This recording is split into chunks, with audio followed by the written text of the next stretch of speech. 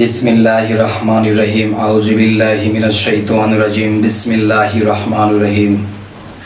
হে জগতবাসী, আমি শামীম আলী চিশতি আপনাদের কাছে একটি আলোচনা নিয়ে আসলাম। আর সেই আলোচনাটি হলো, এই জগতে চলার পথে এবং কিছু করতে গেলে বা ওরকম কিছু জানতে গেলে দেখা যায় মানুষ অনেক কিছুতে ভুল বোঝে। যেরকম যদি আমরা তরিকতের জ্ঞানে যাই, তরিকতের জ্ঞানে গেলে বা বিভিন্ন জ্ঞানী গুণীদের কিছু কথা আছে, তার শুনতে উল্টা মনে হয়। সাধু মহৎদের কথা, তরিকতের গভীর জ্ঞানী যারা, তাদের কথাগুলো শুনতে উল্টা মনে হয়, কিন্তু উল্টার মধ্যে বাও লুকিয়ে আছে। তা আমাদের বের করে নিতে হবে। তবে আজকের কথা হলো যে বিষয়, যে আল্লাহর সৃষ্টিতে কিছু জিনিস, কিছু ফলাদি আছে, দেখা যায় তার নামের সাথে তার কাজের মিল নেই, কিন্তু মিল যে নেই এর মধ্যে রহস্য আছে। আর সেই রহস্যটি আমি যতটুকু পারি বলার চেষ্টা করবো ইনশাল্লাহ। সে বিষয়টি হলো যে আনারস তার মানে যার কোনো রস নেই তাকে বলা হয়েছে আনারস, কিন্তু আনারস রসে ভরা। যেমন আরেকটি বিষয় হলো বেদানা, মানে যেই জিনিসের কোনো দানা নেই বা যেই ফলের কোনো দানা নেই, কিন্তু নাম রাখা হয়েছে কি? নাম রাখা হয়েছে বেদানা, মানে তার কোনো দানা নেই, কিন্তু সেই বেদানা দানায় ভরা। আরো একটি কথা বলা হয় যে আদম,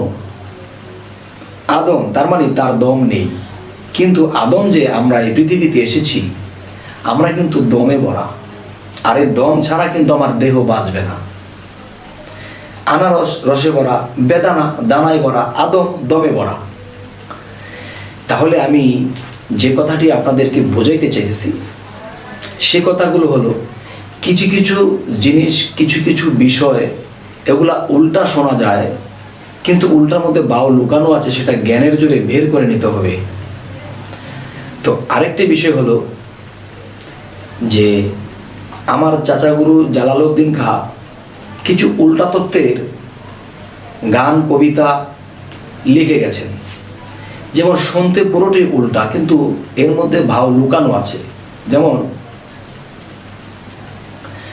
একটা কবিতায় তিনি প্রকাশ করেছেন, সেই কবিতাটি হলো, উল্টা কথা ভাও করে দাও উহে আমার গুরুদন, জন্মের আগে খাইতে গেলাম ভূতের বাড়ি নিমন্ত্রণ, যারে দিয়া দুনিয়া আলো সে কেন গো দেখতে কালো, সাপের মনি ব্যঙ্গে নিল ময়ূর পালায় কি করণ। যে এই যে উল্টা ভাবে কথা লেখা হয়েছে, এবং এটা বহু শিল্পীরা বহু বয়াতি জগতে গাইতেছেন, কেউ বুঝতেছেন কেউ বুঝতেছেন না। যে উল্টা কথা ভাও করে দাও ওহে আমার গুরুদন, জন্মের আগে খাইতে গেলাম ভূতের বাড়ি নিমন্ত্রণ, যারে দিয়া দুনিয়া আলো সে কেন গো দেখতে কালো, সাপের মনে ব্যঙ্গে নিল ময়ূর পলায় কি কারণ। বাবার যেদিন মৃত্যু হইল সেই দিন মা যুবতী হইল, আগেই ছেলে জন্ম নিল পাই না কথা নিরূপণ। আরেকটা বিষয় হলো যে পানির তলে আগুন জ্বলে শুকনায় দৌড়াদৌড়ি, বাবার বিয়ার তারিখ আনতে ছেলে গেল মামার বাড়ি। তো বাবার বিয়ের তারিখ আনতে যাবে, বাবার তো বিয়ে হয়নি, তো ছেলে আসলো কোত্থেকে? এই যে একটা উল্টা বিষয়, এই উল্টার মধ্যে আমাদের না বুঝলে এমন একটা ভুল লুকিয়ে থাকে যা আমরা কখনো চিন্তা করি না এবং ভুল বুঝি। কিন্তু না, ভুল বুঝবো না আমরা কেউ, অবশ্যই বোঝার আছে।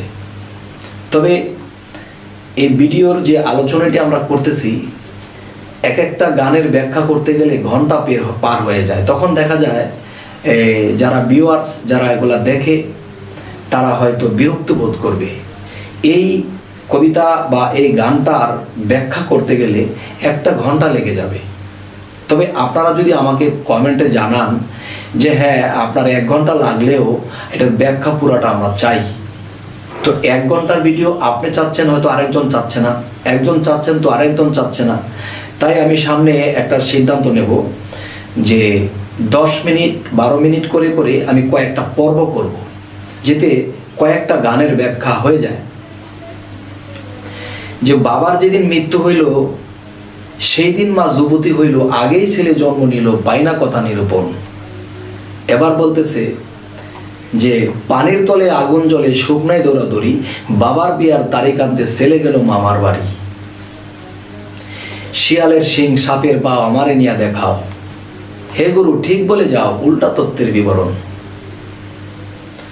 তবে আমি মনে করি যে আনারস যার রস নেই কিন্তু রসে ভরা, বেদানা দানায় ভরা, আমরা যে আদম এই দমে ভরা। এখন আমি যদি সেই কবিতার ব্যাখ্যাগুলো করতে যাই সময় লেগে যাবে, তো আজকে ছোট একটা ফিনিশিং দিয়ে রাখবো। সেটি হলো যে আদমের ভিতরে আদম, তার ভিতরে আরেক আদম, তাহলে গন্ধম খাইল কোন আদম? যেই গন্ধম খাওয়ার কারণ পৃথিবীতে আল্লাহ করিলেন প্রেরণ। তো এই যে ভোগান্তি আদম আর হাওয়া ভুগলো, এত কষ্ট করল, তো আমি বলবো যেই আদমকে নিষেধ করেছিল খেও না গন্ধম, আজ পর্যন্ত আমরা সকলেই খাইতেছি হরদম। তাহলে যে জিনিস নিষেধ করা হলো এবং সেই জিনিস কিন্তু আমরা আজও পর্যন্ত খেয়ে খেয়ে যাচ্ছি, কিন্তু আমরা বুঝতে পারছি না। তবে একটা ইঙ্গিত করব যে সেই গন্ধমের রূপ কি, সেই গন্ধম দেখতে কিরকম। আচ্ছা, তাহলে জ্ঞানী গুণীদের কাছে আমি একটা ইশারা করব, জ্ঞানীরা যদি বোঝে তাহলে আমাকে ইঙ্গিতেই তারা কমেন্টে বুঝিয়ে দেবেন।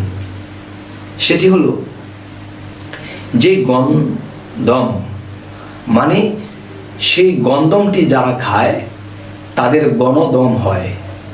গন্ধম মানে সেই ফলটির আকৃতি হলো গমের মতো। দেখবেন গমের একটা আকৃতি আছে, আর সেই গন্ধম ফলটার আকৃতি হলো গমের মতো। গম দম তার মানে ঘন দম। ওই ফলটি যারা খাইতে যায় তখন তাদের মধ্যে একটা ঘন দম হয়, আর ওই দমটার মধ্যে তখন আল্লাহ বিরাজ থাকলেও আল্লাহ একটি সাইড হয়ে থাকে। তখন এখানে কাজ হয় মুকরুমের ডিউটি পালন করা হয়। আর সেই মুকরুমের ডিউটি যখন পালন করা হয় তখন দেখা যায় যে পৃথিবীতে যেমন আদম বানিয়েছিলেন আদি আদমকে কে? মুকরুম ফেরেশতা আদমের বডি বানাইছিলেন। তাহলে সেই মুকরুমের ডিউটি কি?